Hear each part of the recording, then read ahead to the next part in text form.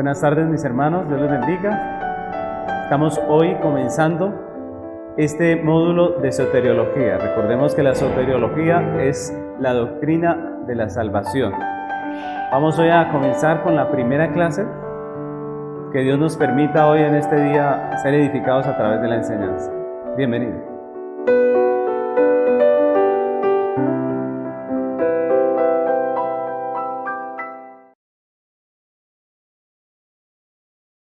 Entramos hoy en uno de los temas más importantes para la Iglesia y es la soteriología o la doctrina de salvación.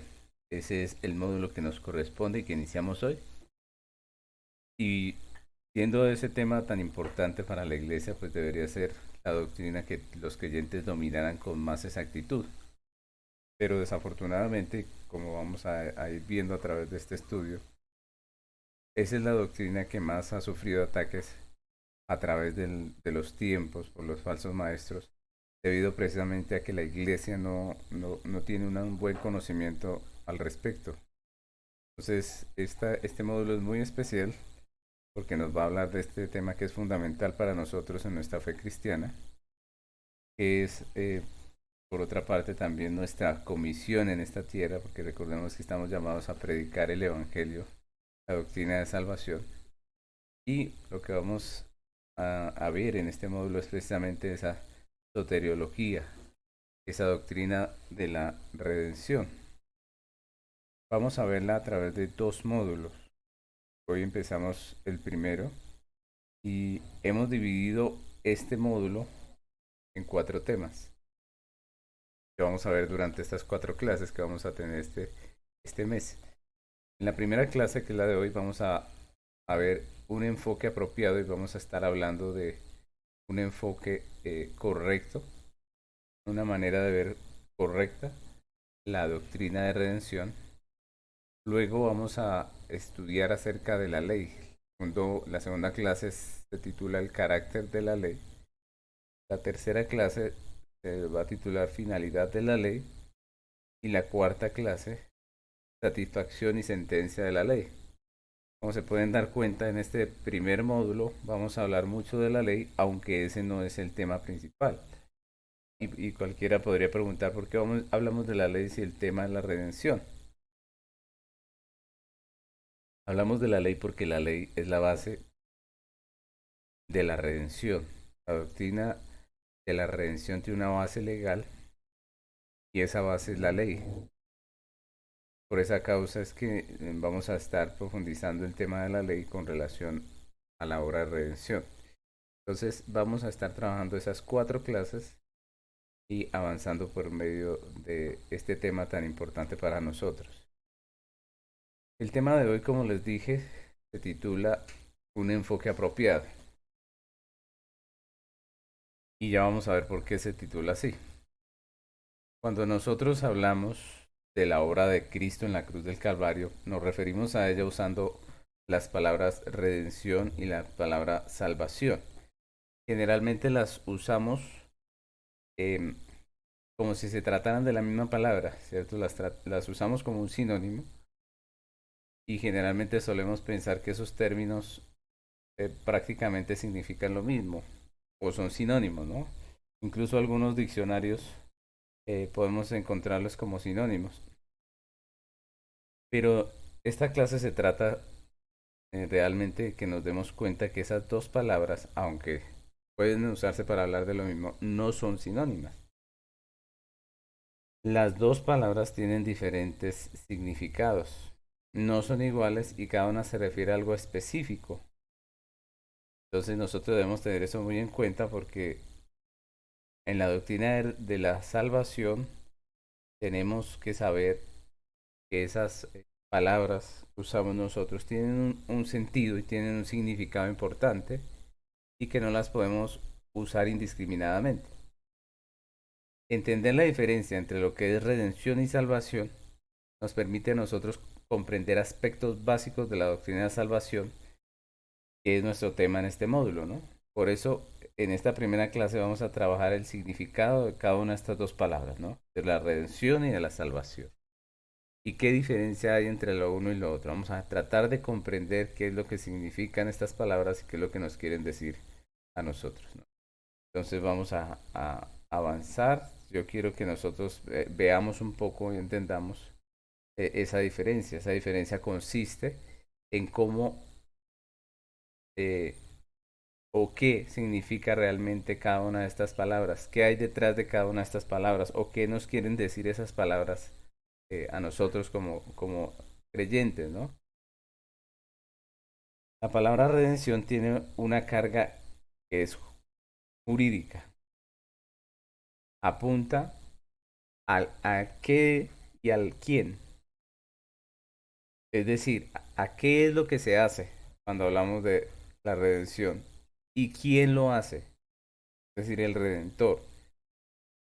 Y se enfoca en Dios. La palabra redención se enfoca en Dios. Tiene que ver con Dios y con la obra que hace el Señor. Tiene que ver con un aspecto jurídico, la palabra redención. Redención es lo que Cristo hizo en la cruz del Calvario con relación a Dios. Entonces, miremos el enfoque que tiene esta palabra, ¿no? Tiene un enfoque divino y tiene que ver con lo que se hace delante de Dios. Redención, ¿no? Y por otro lado, la palabra salvación se deriva de la redención y tiene una carga de beneficio. Es un beneficio que se recibe, ¿no?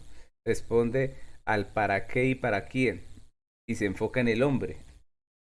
La salvación es lo que yo recibo como resultado de la redención de Cristo en la cruz del Calvario. Entonces, si nos podemos dar cuenta, estas dos palabras no son sinónimos, sino más bien son términos complementarios. Cuando hablamos de redención, estamos hablando de lo que lo que hizo Cristo en la cruz del Calvario con relación a Dios. Y cuando hablamos de salvación, hablamos de aquel resultado, de aquel beneficio derivado de la redención que yo recibo como hombre. ¿Cierto? Entonces, si nos damos cuenta, las dos palabras no significan lo mismo, no son lo mismo. Podríamos decir que no son sinónimos, sino que más bien son términos complementarios. Y es interesante, mis hermanos, porque generalmente nosotros los hombres solemos ver la redención o la salvación en términos humanos, ¿no? Entonces nosotros estamos hablando constantemente o pensando que la salvación tiene que ver con nosotros los hombres y nada más. Y de esa manera hablamos, de esa manera pensamos. Algo que es interesante es el término soteriología. La palabra soteriología viene de dos palabras griegas que son soteria, que significa salvación, y logos, que significa estudio de. Y nos habla de la doctrina de salvación, es decir, es una palabra basada en el beneficio del hombre. Nosotros la llamamos soteriología, que quiere decir doctrina de salvación, y nada más el nombre ya nos está indicando que nosotros, la manera en que nosotros lo vemos, es de una manera humana, ¿no? Nosotros estamos enfocados en la salvación nuestra, ¿no? Y eso es porque muchas veces, desafortunadamente, el enfoque de nosotros y de los teólogos es el hombre y no Dios. Entonces, por eso nosotros la llamamos la doctrina de la salvación, porque nos enfocamos mucho en nosotros y no en Dios. Y eso no debería ser así. Más exactamente, podríamos llamar a esta doctrina la doctrina de la redención, ¿cierto? Doctrina de la redención. ¿Por qué? Porque tiene que ver más con Dios que con nosotros, ¿no? Entonces, por eso es importante que nosotros aprendamos a distinguir la diferencia entre estas dos palabras y más que la diferencia entre dos palabras es el concepto real de lo que Cristo hizo en la cruz del Calvario y cómo esto influye en nosotros, qué es lo que realmente el Señor hizo y cuál es el beneficio. Entonces, la palabra redención tiene que ver, la palabra redención tiene que ver con un benefactor.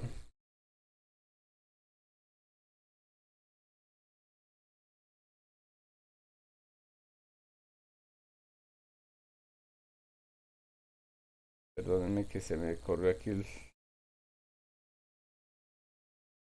la palabra salvación tiene que ver con un benefactor. Tiene que ver con un benefactor. ¿Quién es ese benefactor? Es Dios.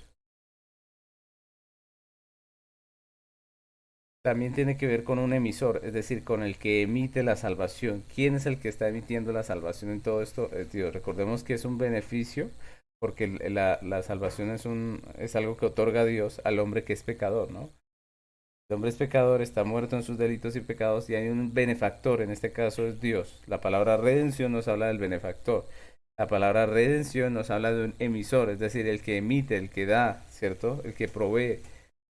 La palabra redención también nos habla de una obra que se ejecuta, ¿cierto? Por una persona, en este caso Jesucristo. Es decir, todo lo que tiene que ver con la redención está enfocado en Dios. También nos habla de un autor, del autor de la redención. También nos habla de un programa de redención.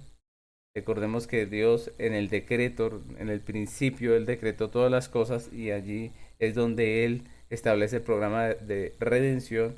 Incluso antes de que nosotros existiéramos, antes de que el hombre pecara, ya había un plan de redención y también un redentor. Recordemos que el redentor también está desde el principio. Dice que desde la fundación del mundo el Cordero de Dios fue inmolado. Es lo que dice Apocalipsis. Es decir, el plan de redención fue antes del hombre. Y de eso nos habla esta palabra. La palabra redención habla del benefactor que es Dios, del emisor que es el Señor, de la obra que hizo Cristo, del autor de esa obra, de ese plan, del programa o plan como tal, y también del redentor que es nuestro Señor Jesucristo. Entonces, el enfoque de la redención es más hacia Dios, que es el benefactor, y en cambio, si nosotros vemos la palabra salvación, ella va enfocada al hombre, ¿no? Al hombre que recibe un beneficio, es decir, al beneficiario. Nosotros vemos esa lista de la columna de salvación que vemos ahí en la pantalla. Lo primero que dice es un beneficiario, es decir, el hombre. ¿Qué más dice ahí? Que hay un receptor. ¿Quién es el receptor? El hombre. Hay un beneficio. ¿Cuál es ese beneficio? La salvación, ¿cierto? Hay unos participantes que son la iglesia, nosotros como pueblo de Dios. Y hay un resultado también de ese beneficio, de recibir ese beneficio, y finalmente podemos decir que el punto central de la salvación es el pecado. Entonces el punto central de la redención es el redentor y el punto central de la salvación es el pecador. Ahora yo quiero que nosotros miremos algunos versículos en esta clase que nos van a hablar de la obra de Dios, la obra que Cristo hizo en la cruz por nosotros, que nos van a hablar del Redentor, de esa obra perfecta y preciosa, pero que hace esa clara distinción entre lo que es la redención y la salvación, y nos muestra la obra que fue hecha delante de Dios, pero también el beneficio que recibe el hombre. Entonces, en ese orden de ideas, yo quiero que veamos algunos versículos. Ahora, yo quiero que tengamos el enfoque claro para poder comprender lo que les trato de decir. Lo que estamos viendo es que la redención y la salvación hablan de un mismo hecho, ¿no? Del hecho de que Cristo fue a la cruz y murió por nosotros para salvarnos, para redimirnos, para todas estas cosas, ¿no? Las dos palabras nos hablan de un mismo hecho, pero cada una de estas palabras tiene un enfoque. La redención o tiene un enfoque, una carga jurídica y nos muestra a Dios, y la salvación más bien tiene una carga de beneficio y nos habla del hombre. Y eso es importante para que nosotros podamos comprender mucho mejor la doctrina de la salvación. Entonces aquí tenemos estas dos palabras, redención y salvación, y allí aparece el versículo que vamos a estar meditando un poco.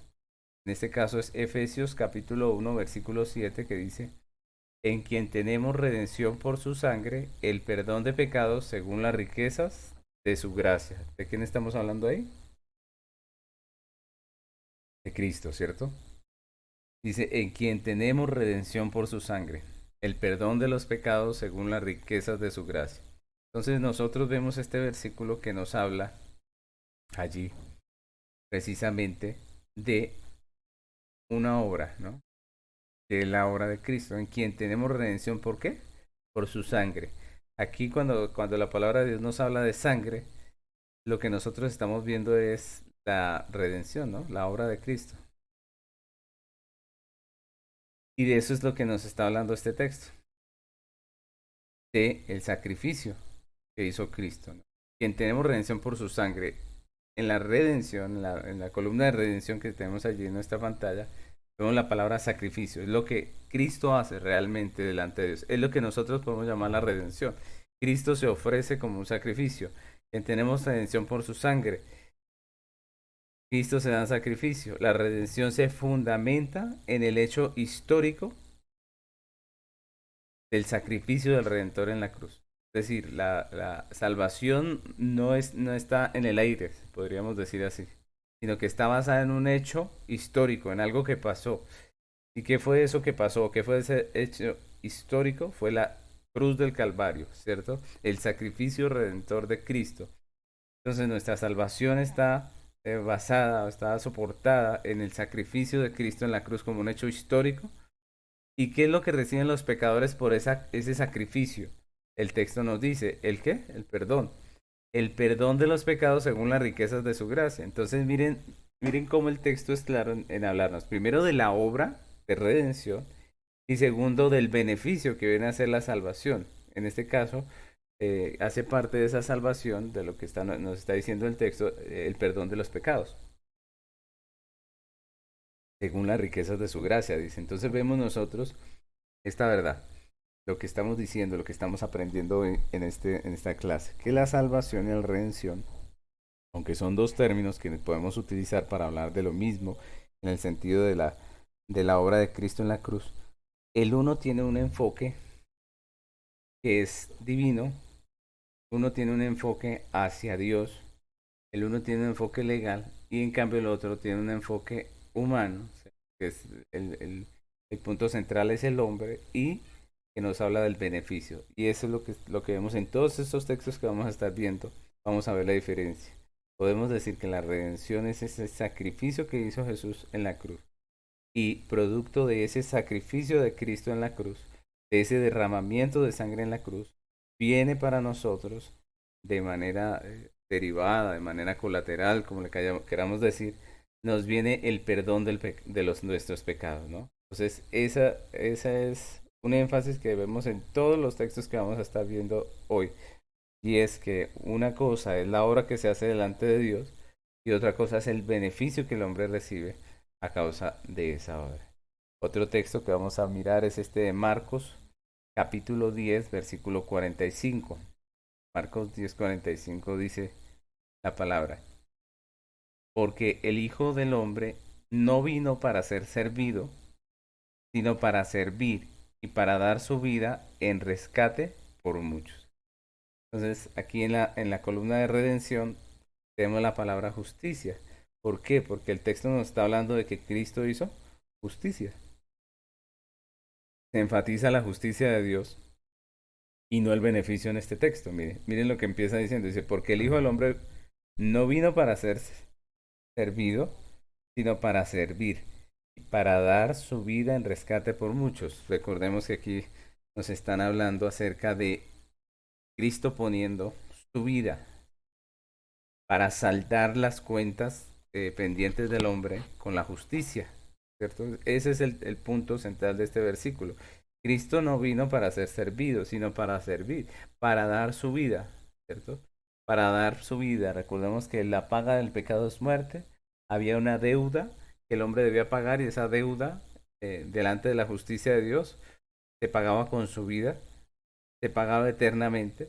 Y lo que hizo Cristo fue venir a poner su vida en expiación por nosotros. Y esa es la obra de redención, ¿cierto? Allí vemos la obra de redención.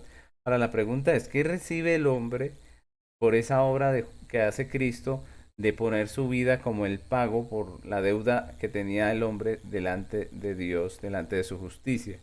Pues lo que recibe es un rescate. El texto dice, otra vez leámoslo, dice, porque el Hijo del Hombre no vino para ser servido, sino para servir y para dar su vida en rescate por muchos. En rescate, dice el texto, ¿cierto? Ese es el punto de nuestro versículo. Cristo hace justicia, nosotros recibimos rescate, ¿cierto? Cristo hace justicia delante del trono de Dios, delante de la justicia de Dios, porque nosotros teníamos una deuda y esa deuda nos iba a condenar eternamente. Pero cuando Cristo hace justicia por nosotros, hay un rescate. Ya no vamos a perecer eternamente porque Cristo nos ha rescatado con su obra perfecta en la cruz. Entonces, de nuevo volvemos a ver esa diferencia que hay entre la palabra redención o entre el pensamiento de la redención de la obra que Cristo hace delante de Dios y de la palabra salvación que tiene que ver con el hombre y que en este versículo nos habla de rescate. En el anterior nos habló de perdón, ahora nos habla de rescate. Y eso es importante. Entonces miremos la diferencia que hay entre lo uno y lo otro para que podamos comprender de manera adecuada la doctrina de redención. Ahora, vamos a seguir avanzando por el próximo versículo, que es Mateo capítulo 26, versículos 28. Dice ese texto, porque esto es mi sangre del nuevo pacto, que por muchos es derramada para remisión de los pecados. De nuevo, Cristo sella el pacto ¿con qué? Con su sangre, dice ese versículo. La redención es una manifestación histórica del pacto eterno de redención. Dios había planeado todo esto, todo este pacto eterno lo tenía desde el principio y en el momento indicado, en el momento en que Dios tenía preparado, Cristo vino para cumplir ese pacto y sellarlo con su sangre, con su muerte, ¿cierto? Recordemos que Cristo tenía que morir para ser el sustituto por nuestros pecados.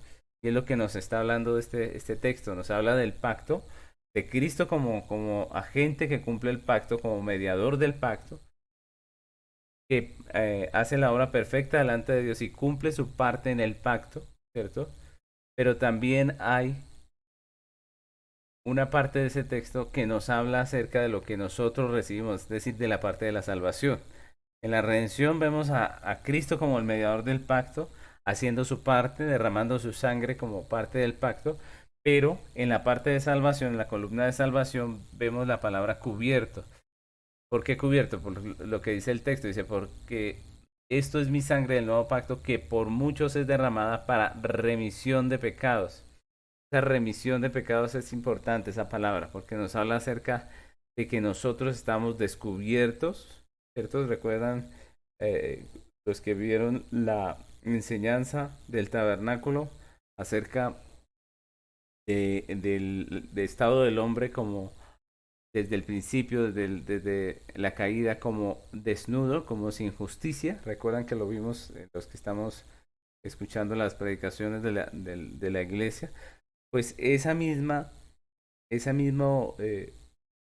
punto es el que estamos viendo aquí. El hombre estaba sin justicia delante de Dios. El hombre estaba desnudo, ¿cierto? Y lo que iba a recibir era precisamente castigo, condenación.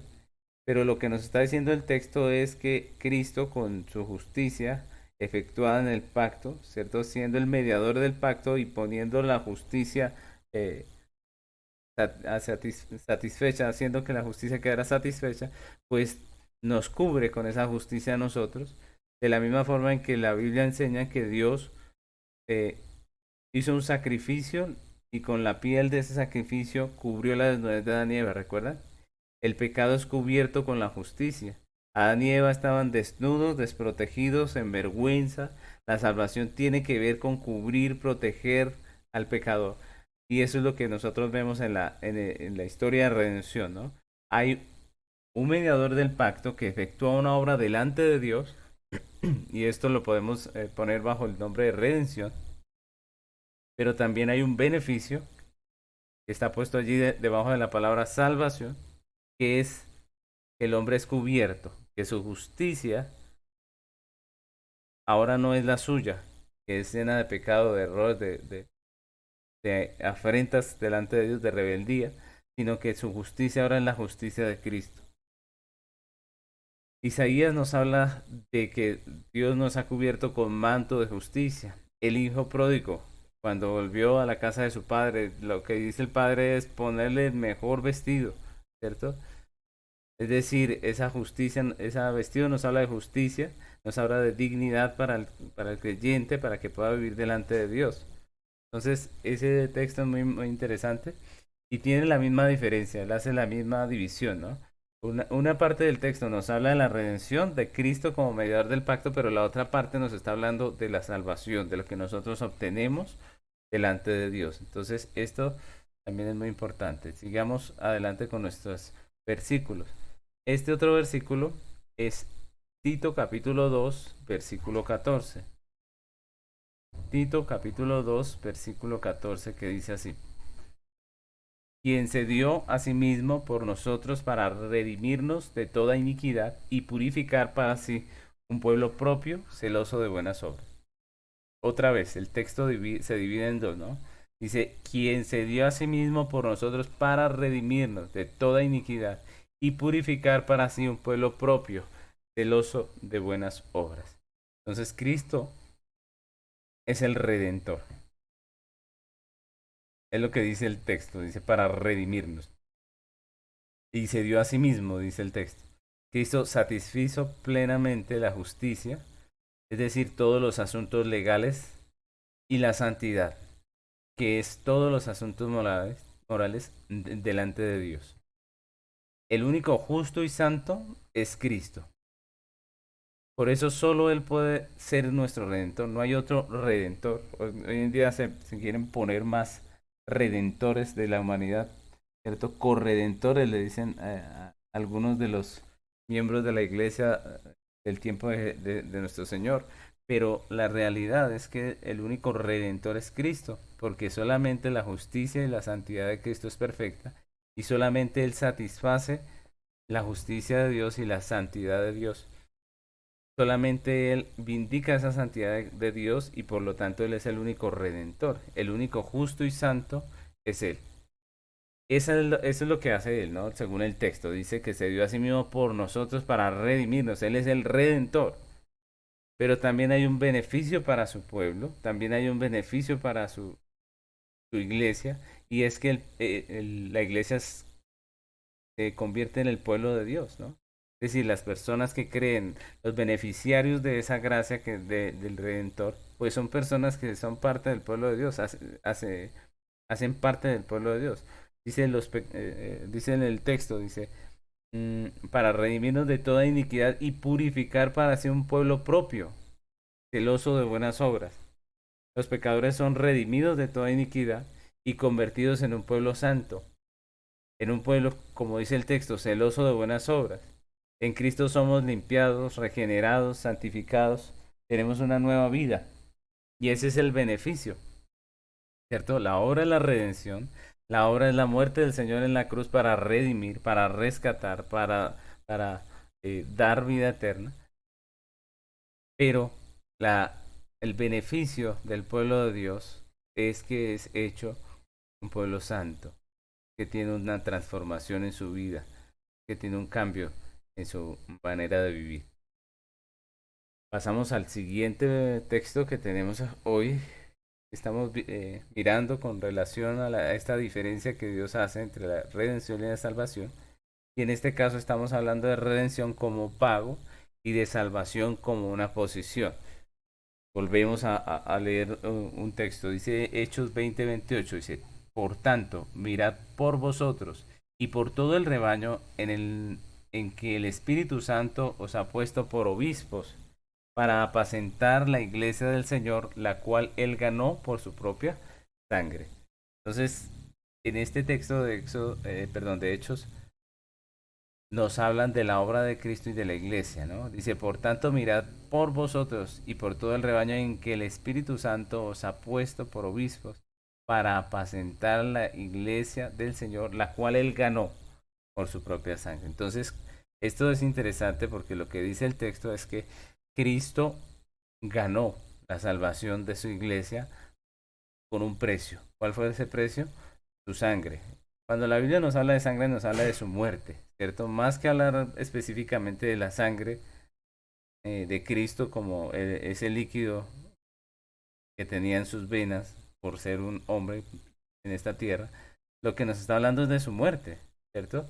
Cada vez que encontramos esa palabra, su sangre, por su sangre, no estamos hablando de su muerte, porque recordemos que la paga del pecado es muerte, ¿no?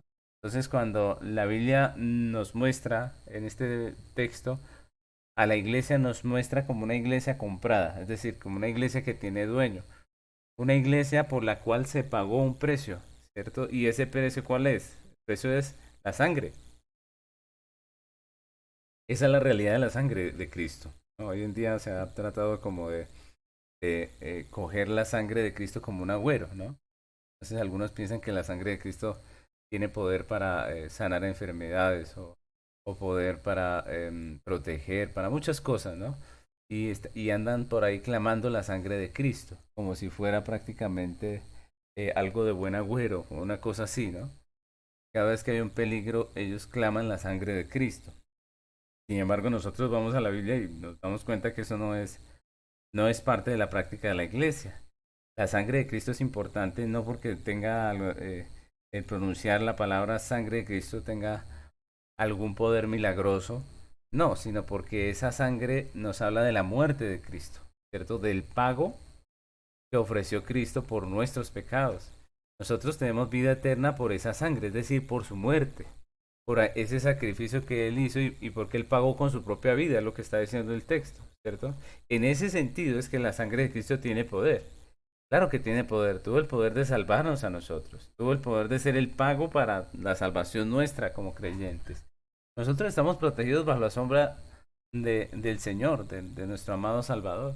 Nosotros tenemos protección todo el tiempo por su presencia en nosotros. No necesitamos estar clamando o reclamando eh, o, o pronunciando palabras mágicas para estar guardados o protegidos, sino que más bien deberíamos, en medio del peligro, elevar una oración sincera a nuestro Dios que nos escucha. No necesitamos ninguna frase, ninguna palabra apropiada pues para que ocurra un milagro o suceda algo en nuestra vida, sino que más bien debemos hablar sinceramente con Dios si necesitamos algo y expresarle nuestras necesidades. Pero la sangre de Cristo no debe ser cogida como un amuleto. La sangre de Cristo nos habla de la muerte de nuestro Señor Jesucristo. Y este texto nos recuerda que fue el precio que Él pagó, ¿cierto? Esa es la obra de redención. Cristo pagó. ¿Con qué? ¿Con qué pagó? Con su sangre, con su vida. La vida del Verbo hecho carne, la vida de Manuel, allí en la cruz. Y es ese pago de ese Manuel, de ese Dios con nosotros, el que es válido, el que Dios recibe como juez justo, recibe como pago de todos nuestros pecados. Esa es la obra de redención. ¿Qué trae como beneficio esa obra de redención para nosotros la iglesia en cuanto a que Cristo pagó en la cruz por nosotros? Pues cuando Cristo paga por nosotros en la cruz, nos dio una posición como rebaño o iglesia o pueblo del Señor. Y eso es lo que nos muestra el texto. Porque el apóstol Pablo le está diciendo a los ancianos, le está diciendo que velen por la iglesia, porque es el rebaño de Dios, ¿cierto? Porque es la grey del Señor, el rebaño que el Señor ganó con su propia sangre. Es decir, nosotros somos de Él. Cristo nos da una posición como rebaño, iglesia o pueblo del Señor. La posición del hombre era la caída.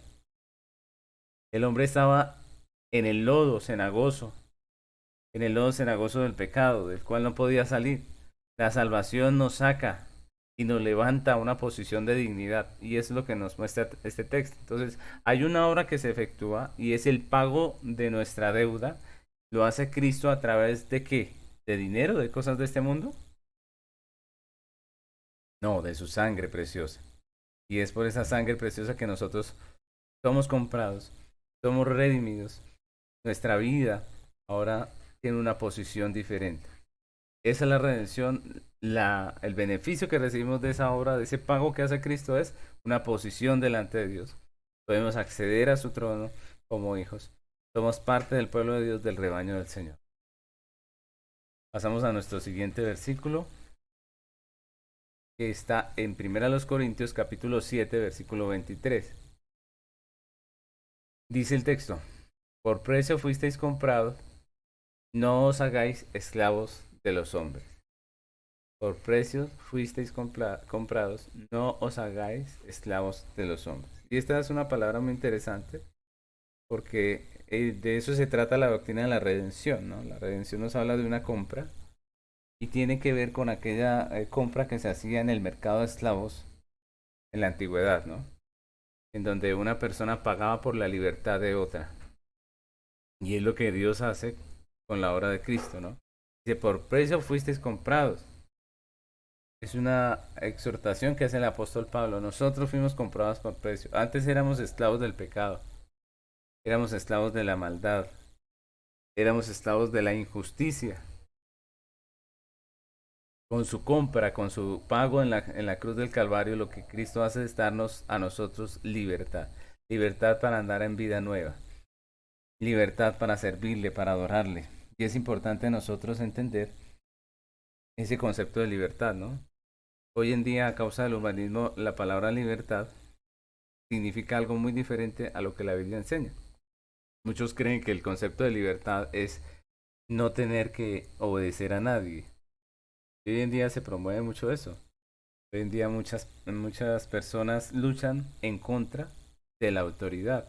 Aborrecen todo lo que tenga que ver con la autoridad. Y piensan que libertad es prácticamente vivir sin ley, vivir sin autoridad, vivir sin que nadie le diga qué es lo que tiene que hacer. Sin embargo, eso no es lo que la Biblia enseña. La Biblia nos muestra que la libertad es libertad solamente dentro del marco de la ley. Y eso nos lo enseña la Biblia, pero también nos lo enseña la vida práctica. Nosotros sabemos que la libertad que tiene, por ejemplo, un colombiano, la tiene para vivir dentro de un marco legal que se llama Constitución, ¿cierto? Es decir, cuando alguien se sale de ese marco legal, se le puede privar de la libertad. Entonces miremos cómo la misma vida, el diseño de la vida nos muestra esas realidades que son eternas, que son bíblicas. Nosotros debemos recordar que la autoridad la puso Dios, ¿cierto? Nosotros debemos recordar que la ley la puso Dios. Cuando nosotros nos levantamos en contra de lo que es autoridad, de lo que es ley, pues obviamente nos estamos levantando contra lo que Dios ha mandado. Recordemos que la Biblia, por eso la Biblia dice en Romanos, que el que se levanta contra la autoridad civil, dice, contra lo establecido por Dios se levanta. A lo establecido por Dios resiste, ¿cierto? Y los que resisten acarrean para sí maldición, dice la palabra de Dios. Es decir, no se trata de si es perfecta o no la autoridad que nosotros tenemos delante, sino de que es la autoridad que Dios ha puesto. Entonces nosotros vivimos en libertad mientras que estemos dentro del marco legal. Y es lo que nosotros vemos. Cristo nos compró, ¿cierto? Cristo pagó el precio por nosotros y nos ha hecho libres. ¿Libres para qué? Libres para no estar sometidos otra vez al yugo de la esclavitud del pecado. Libres para glorificar a Dios, que es la ley, que es el juez, ¿cierto? Libres para honrarle con nuestra vida, con nuestro ser. Y eso es muy importante. Los pecadores somos redimidos, los pecadores somos comprados y Dios, con esa compra que Él hace de nosotros, pues nos concede libertad, nos da a los creyentes libertad.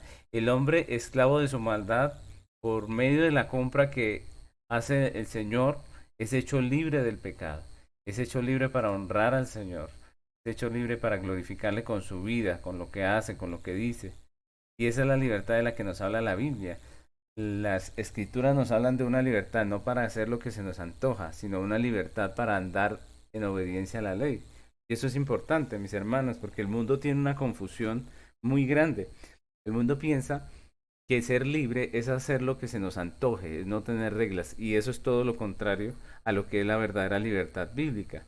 La libertad que de la que la Biblia habla es la libertad para vivir conforme a la voluntad de Dios. Y es la que el hombre anhela. ¿Por qué, mis hermanos? Recordemos que nosotros hemos visto cómo el hombre en la caída se hizo esclavo. Y esa es la realidad. Entonces, imagínense el desenfoque que tiene el hombre sin Cristo. El desenfoque que tiene un hombre sin Cristo es que piensa que hacer lo malo es lo bueno. Por eso dice el Antiguo Testamento que a lo malo le dicen bueno, porque realmente el hombre sin Cristo piensa que hacer lo malo es lo que es correcto, ¿cierto? Y como hacer lo malo para ellos es lo correcto, Aquellos que le prohíben hacer lo malo, para ellos son enemigos. En este caso, la libertad, la ley, viene a ser enemiga. Y eso no es una historia nueva, eso es una historia de mucho tiempo, de siempre, de toda la historia de redención, porque el hombre siempre ha sido pecador. En muchos países se ha llegado incluso al debate de preguntarse si la ley es buena o es mala, imagínense ustedes. ¿Y por qué hay ese debate? Porque la gente se da cuenta que el hombre le gusta el pecado y la ley le restringe del pecado. Y se ha llegado incluso a esos debates en medio de las naciones donde se preguntan si la ley es buena o es mala. Esto fue un debate que hubo, por ejemplo, en el tiempo de Pablo. Los romanos se preguntaban si la ley era buena o era mala, ¿no? Porque por un lado ellos querían hacer cosas que la ley prohibía y la ley estaba ya atajándolos, ¿no?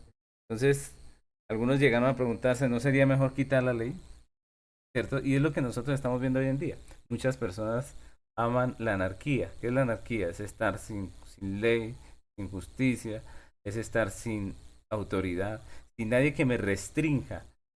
Pero nosotros como creyentes sabemos que el Señor efectuó esa compra, ¿cierto? En la redención para darnos libertad. Pero esa libertad no es para hacer lo que querramos, sino es más bien la libertad para vivir de acuerdo a su voluntad.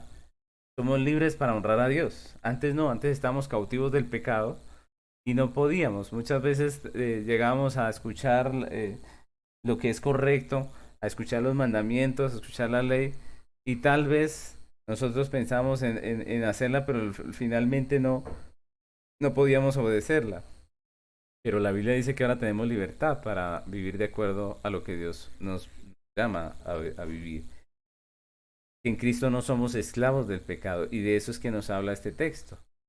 De nuevo vemos las dos realidades, ¿no? Por un lado está la redención como tal, es decir, la obra que es efectuada delante de Dios, la obra que se hace, que es una compra, lo que hizo Cristo, una compra, y por el otro lado está el beneficio que recibimos nosotros como pueblo de Dios con esa compra que recibimos nosotros en la columna de salvación, pues la libertad. ¿Libertad para qué? ¿Libertad para hacer lo que se nos antoje? No, libertad para honrar a Dios, libertad para vivir de acuerdo a nuestro Creador, a su ley, a sus mandamientos, a su justicia, a su santidad. Y esa es la libertad de la que nos habla este texto. Entonces, ese es un concepto que debemos cambiar, porque muchas veces nosotros pensamos que libertad tiene que ver con que nadie me diga qué es lo que tengo que hacer. Y hoy en día está de moda esto, ¿no? Está de moda que nadie le diga a usted lo que tiene que hacer. Está de moda rebelarse ante toda autoridad. Está de moda decir yo lo hago como yo quiera. A mí nadie me tiene que imponer las cosas, nadie me tiene que decir cómo hacerlo. Son frases hoy muy famosas, ¿no? Que la gente se empodere y ya no tenga que depender de nada ni de nadie, pero son conceptos totalmente equivocados y contrarios a la Biblia, porque nosotros somos dependientes de Dios todo el tiempo, dependemos de Dios. Hay gente que eh, dice que es muy libre y que puede hacer con su vida lo que quiera, pero en un día, en un segundo, Dios le puede quitar su vida. Es decir, nosotros, todos esos conceptos que están saliendo de moda, nosotros no podemos abrazarlos y cogerlos porque nosotros entendemos la Biblia. La Biblia nos revela la verdad y nos dice cuál es la verdad, ¿no? Entonces, nosotros no podemos creer en una vida sin leyes, sin autoridad, en una vida sin dependencia, porque nosotros somos dependientes de Dios primeramente y dependientes de muchas cosas, en el sentido de que nosotros para la vida necesitamos muchas cosas. Para trabajar necesitamos muchas cosas. Nosotros no somos tan libres como algunos piensan, en el sentido de que de carecer de una autoridad que nos diga lo que tenemos que hacer. No, la libertad no es eso. La libertad es andar bajo la justicia de Dios, bajo la autoridad de Dios y poder someternos a su ley. Luego vemos otro versículo que está en Efesios, capítulo 2, versículo 16, que dice: y mediante la cruz reconciliar con Dios a ambos en un solo cuerpo, matando en ella las enemistades. Otro texto que nos habla de la obra de Cristo, y aquí nos hablan de dos cosas, ¿no? De la cruz, primeramente, que es aquel lugar donde Cristo hizo justicia, dice el texto, y mediante la cruz reconciliar. Entonces, otra vez, nosotros encontramos la palabra cruz y algunos toman la cruz como un símbolo de de buena suerte, como un símbolo de algo que le ayuda, que le favorece, que le bendice, como si fuera un amuleto, ¿no? Pero realmente lo que nos hablan aquí de la cruz es el lugar donde Cristo hizo justicia, ¿cierto? Nosotros como creyentes nos gusta y nos parece hermoso el símbolo de la cruz por eso. No porque traiga buena suerte ni porque sea un amuleto, no, sino que porque fue en la cruz, como dice ese texto, que Cristo nos reconcilió, que Cristo efectuó su obra delante de Dios. Recordemos los que hemos estado viendo las enseñanzas del tabernáculo, que la cruz fue como el altar. ¿Recuerdan? El altar que estaba puesto allí en el atrio. Fue como ese altar donde Cristo como cordero fue sacrificado. Entonces cuando el texto dice mediante la cruz reconciliar, nosotros estamos recordando que en la cruz fue donde se efectuó el sacrificio del cordero de Dios, es decir, de Cristo. Fue en la cruz donde se efectuó ese sacrificio. ¿Y cuál viene a ser la bendición? ¿Cuál viene a ser el beneficio para la iglesia? Lo que sigue diciendo el texto. Dice, dice, de la cruz reconciliar con Dios a ambos en un solo cuerpo, matando en ella las enemistades. Recordemos que aquí no están hablando del pueblo judío y de los gentiles, ¿cierto? Dice que ambos pueblos Dios los reconcilió a través de Cristo. ¿Dónde? En la cruz, ¿cierto? Entonces Cristo se ofreció como sustituto en la cruz. Él recibió el castigo por nuestra maldad, es lo que dice el texto, y es lo que el beneficio de la cruz es ese, o más bien, la obra de la cruz es esa, ¿cierto? La cruz no es un símbolo de buena suerte, no. La cruz es un símbolo de lo que Cristo hizo, de lo que Él efectuó delante de Dios como redención, como redentor. Y por esa obra que Cristo hace en la cruz como redentor, por esa muerte de Él, por ese ofrecimiento como sustituto, por ese altar donde fue sacrificado el Cordero, nosotros, los creyentes, somos reconciliados. El pecado que hacía separación entre nosotros, entre Dios y nosotros, ha sido quitado. Y Dios nos ve en Cristo como hijos y no como enemigos. Dios nos ve en Cristo como hijos y no como enemigos. Esa es una verdad preciosa, mis hermanos. Entonces podemos hacer esa distinción entre lo que Cristo hace delante del Padre y lo que nosotros recibimos como beneficio. Y eso es muy importante, mis hermanos. Yo quiero hacer una especie de resumen de lo que hemos hablado de estos versículos. Nosotros, como podemos ver, cuando hablamos de la crucifixión de Cristo como redención, estamos hablando de la obra que Él efectúa delante del Padre, ¿no? Cuando hablamos de redención, hablamos de su sacrificio, ¿cierto? De que Él vino y puso su vida delante de Dios como sacrificio. También hablamos de su justicia, es decir, de que Él lo que hace en la cruz es satisfacer la justicia de Dios. Recuerdan, la paga del pecado es muerte. Nosotros pecamos. ¿Cuál es la sentencia? Muerte. Y lo que hace Cristo en la cruz es justicia. La cruz es un símbolo de justicia. También es un símbolo de gracia. Pero no podemos pensar que esa gracia está fundada simplemente en la bondad y no en la justicia. No, la justicia es importantísima en todo lo que nosotros vamos a ver de la obra de redención. Entonces, por eso es importante. Entonces, la redención tiene que ver con sacrificio, el sacrificio de Cristo, con la justicia, pero también con el pacto, porque recordemos que Él fue el mediador del pacto, ¿cierto? Había un pacto que Dios estableció donde era necesario que hubiese un mediador, y ese mediador tenía que ser Dios y tenía que ser hombre, y ese mediador es Cristo, ¿cierto? Y la obra que el mediador se comprometió a realizar en el pacto la efectuó Cristo como ese mediador del pacto, y por esa obra de mediadores que nosotros somos participantes de ese pacto, ¿no? También nos habla del Redentor, de Cristo como Redentor, ¿cierto? El que nos redime de nuestro pecado. También habla del pago. Recordemos que hablamos de que ese pago fue su sangre. Hablamos de una compra, es decir, que nosotros antes éramos esclavos del pecado, esclavos de Satanás, pero ahora somos, por el pago que hace Cristo con su propia sangre, nosotros somos comprados y hacemos parte del pueblo de Cristo. Y también hablamos de la cruz, ¿no? De la cruz como aquel altar donde el Cordero de Dios como sustituto fue inmolado por el pecado nuestro. Eso en cuanto a la redención.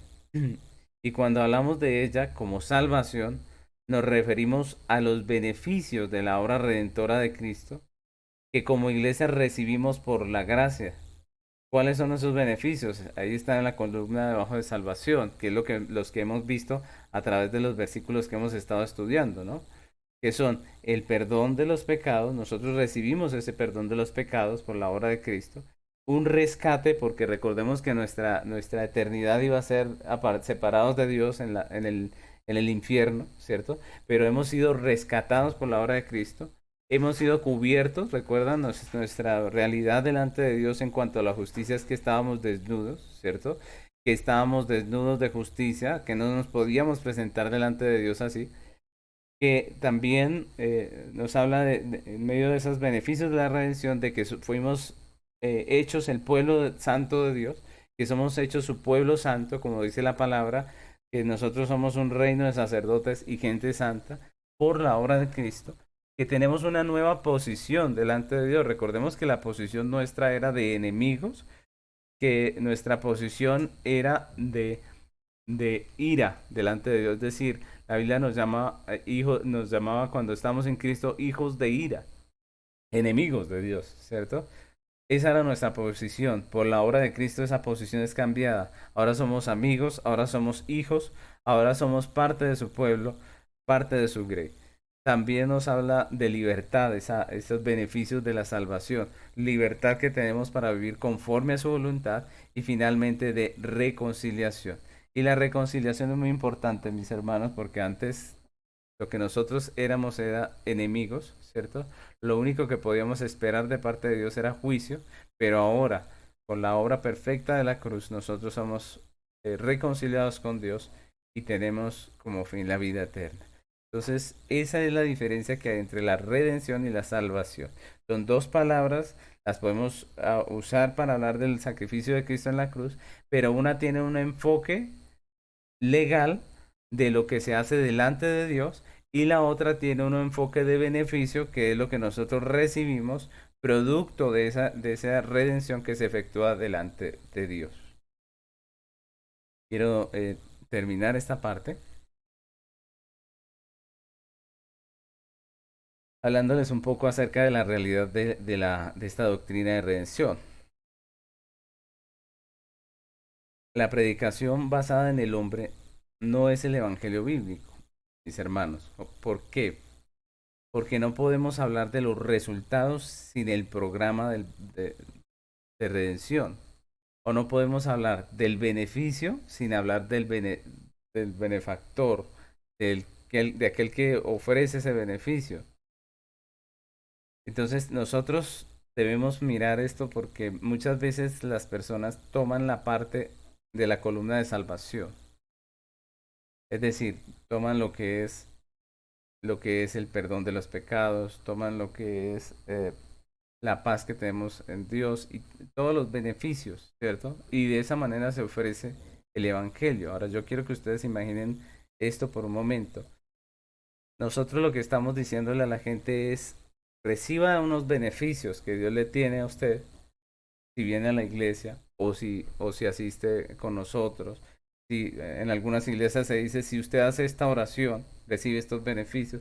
Es decir, esa es la predicación que hoy en día se está haciendo, se le está diciendo a las personas, vengan ustedes a Cristo, vengan ustedes a nuestra iglesia, allí van a recibir esto, aquello, lo otro. Es decir, es una predicación basada en el hombre, ¿cierto? Basada en la columna, me voy a volver un poquito para que nosotros recordemos, basada en la columna de la parte de salvación. Estamos ofreciendo perdón, rescate, que somos cubiertos, que somos el pueblo de Dios, posición, libertad, reconciliación, pero no estamos tratando la parte de la redención, que es lo importante de nuestra predicación y de la exposición que nosotros debemos hacer de la doctrina de redención y del Evangelio, mis hermanos. Tenemos que recordar que el Evangelio se trata de Dios y no de nosotros. El enfoque humanista del Evangelio lleva a las personas a amar los beneficios, pero no al benefactor. A interesarse por el resultado, pero no por el programa. ¿Sí? Por eso tenemos personas que quieren ser salvas, pero no les interesa estudiar la Biblia. Tenemos cristianos que no quieren asistir a culto, pero quieren ir al cielo, ¿cierto? Que se aburren cantando, pero quieren ir al cielo a adorar a Dios por la eternidad. Que no les interesa estudiar las escrituras, pero que sí dicen ser parte de la iglesia de nuestro Señor. Que sí quieren que Dios les bendiga, que sí reclaman las promesas que encuentran en la palabra de Dios. Entonces miren lo que estamos formando. El enfoque humanista del Evangelio lleva a las personas a amar las cosas, los beneficios, pero no a amar a Dios, no a temer a Dios, no a honrarle, no a vivir para Él. La gente está interesada en el beneficio, pero no en el benefactor. Está interesada en el resultado, pero no está interesada en el programa. Y eso hace parte de nuestro problema como predicadores del Evangelio. Nosotros debemos recordar que estamos llamados a predicar el Evangelio completo. El Evangelio se trata de Dios, se trata de su sacrificio, el sacrificio de Cristo, se trata de la justicia delante de Dios, que ha sido ofendida, que ha sido violada, se trata del pacto, se trata del Redentor, se trata de la deuda que tenemos nosotros delante de Dios y el pago que Dios requiere a causa de esa deuda que nosotros tenemos. Se trata de Dios, el Evangelio se trata del Señor, de su justicia, de su santidad, de su ley.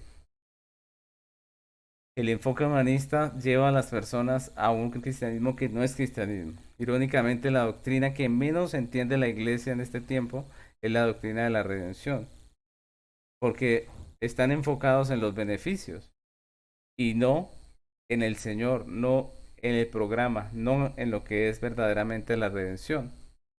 Entonces el Evangelio no se trata del hombre, sino de Dios.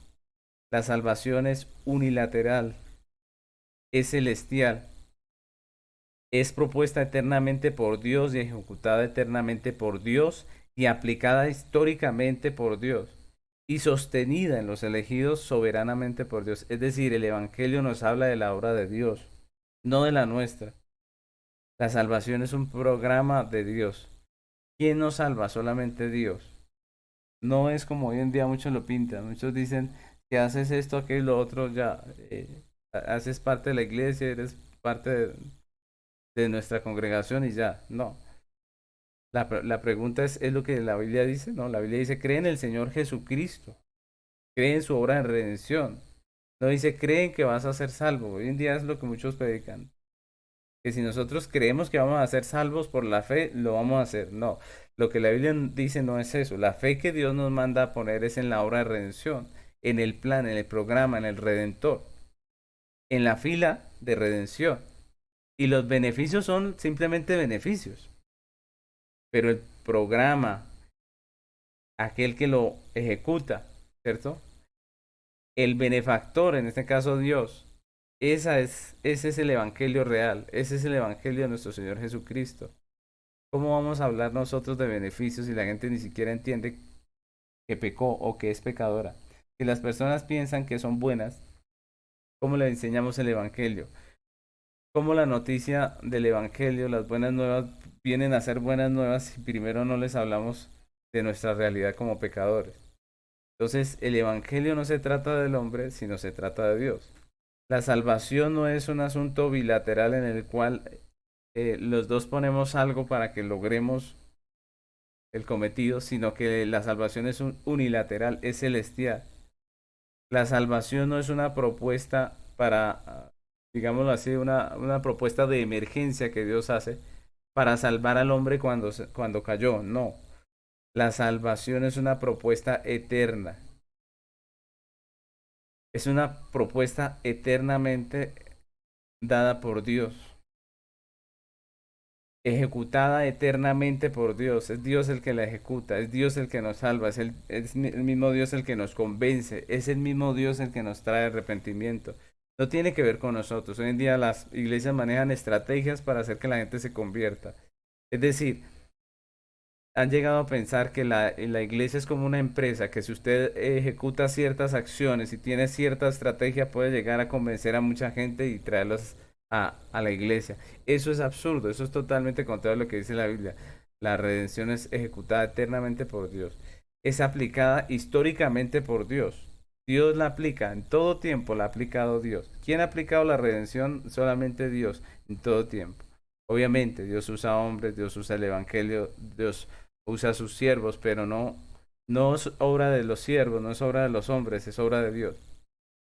Y es sostenida en los elegidos soberanamente por Dios. Hoy en día se dice que Dios le da a uno la salvación, pero que usted mire a ver cómo la cuida, mire a ver qué hace para no perderla. Pero la Biblia nos enseña que la salvación es sostenida en los cielos, es sostenida en los elegidos solamente por la soberana mano de nuestro Señor. Así que mis hermanos, nosotros debemos reflexionar acerca de qué es lo que nosotros entendemos como redención. Muchas veces venimos de un contexto de iglesias evangélicas que no tienen un entendimiento claro de lo que es la redención, y estas clases que estamos viendo de soteriología tienen el propósito precisamente de que pongamos en claro lo que son estos términos acerca de la redención, lo que es la base legal de la redención, que es la ley, que es el tema que arrancamos la próxima clase. La clase de hoy se trató de poner, digamos así, la base de lo que va a ser toda el módulo de salvación, de doctrina de salvación, estos dos módulos. Y lo que se trata es que nosotros podamos entender de una manera mucho más clara lo que nosotros estamos llamados a enseñar. Recordemos que nuestro llamado como creyentes es a predicar el Evangelio a toda criatura. Que mis hermanos, por hoy ya se nos terminó el tiempo, pero con la ayuda del Señor continuaremos en la próxima clase. Dios les bendiga y nos vemos en 8 días.